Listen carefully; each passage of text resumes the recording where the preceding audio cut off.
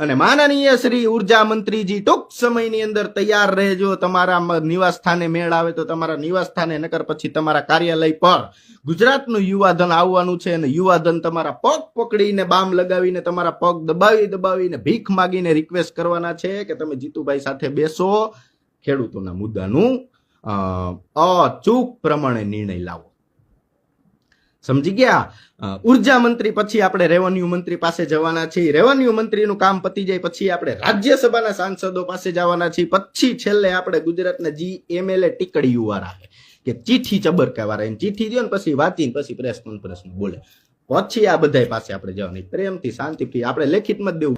તો દર્શક મિત્રો, વાત કરવી છે બન્ની ગજેરા વિશે. તો દર્શક મિત્રો, અત્યારે તમે વિડીયોની અંદર જોયું કે જેની અંદર બન્ની ગજેરા એ મિત્રો કોના વિશે અને શા માટે શું બોલી રહ્યા છે. તો દર્શક મિત્રો, તમે જે આગળ જે શોર્ટ વિડીયો જોયો છે, દર્શક મિત્રો આગળ તમને આખો વિડીયો બતાવીએ છીએ અને એ વિડીયો જોશો એટલે દર્શક મિત્રો તમને બધી સાચી હકીકત મિત્રો ખબર પડી જવાની છે કે બન્ની ગજેરા કોને કહી રહ્યા છે અને શા માટે તેઓ અવાજ ઉઠાવી રહ્યા છે.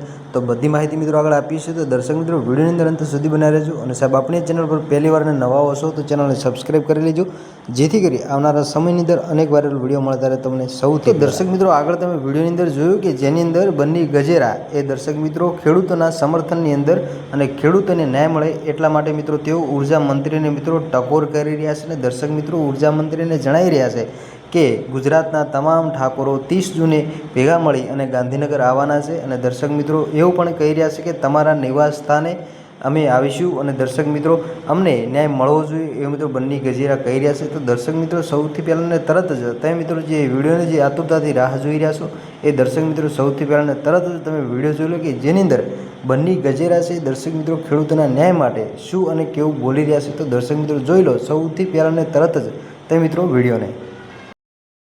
અને માનનીય શ્રી ઉર્જા મંત્રીજી ટૂંક સમયની અંદર તૈયાર રહેજો. તમારા નિવાસ સ્થાને મેળ આવે તો તમારા નિવાસ સ્થાને, નકર પછી તમારા કાર્યાલય પર ગુજરાતનું યુવાધન આવવાનું છે. અને યુવાધન તમારા પગ પકડીને બામ લગાવીને તમારા પગ દબાવીને ભીખ માગીને રિક્વેસ્ટ કરવાના છે કે તમે જીતુભાઈ સાથે બેસો, ખેડૂતોના મુદ્દાનું અચૂક પ્રમાણે નિર્ણય લાવો. સમજી ગયા? ઉર્જા મંત્રી પછી આપણે રેવન્યુ મંત્રી પાસે જવાના છીએ. રેવન્યુ મંત્રીનું કામ પતી જાય પછી આપણે રાજ્યસભાના સાંસદો પાસે જવાના છીએ. પછી છેલ્લે આપણે ગુજરાતના GMLA ટીકડીઓ વાળા કે ચીઠી ચબરકા વાળા ચીઠી દો ને પછી વાંચીને પછી પ્રેસ કોન્ફરન્સમાં બોલે, પછી આ બધા પાસે આપણે જવાની પ્રેમથી શાંતિથી આપણે લેખિતમાં જ દેવું, બીજું કઈ કામ જ નથી કરવું. સમજી ગયા તમે? એટલે મુદ્દો આ છે મિત્રો, આપણી એક જ માંગ છે. કિસાન કોંગ્રેસની જી માંગ હોય, ગોપાલ ઇટાલિયાની જી માંગ હોય, જેતપરના ખેડૂતોની જી માંગ હોય,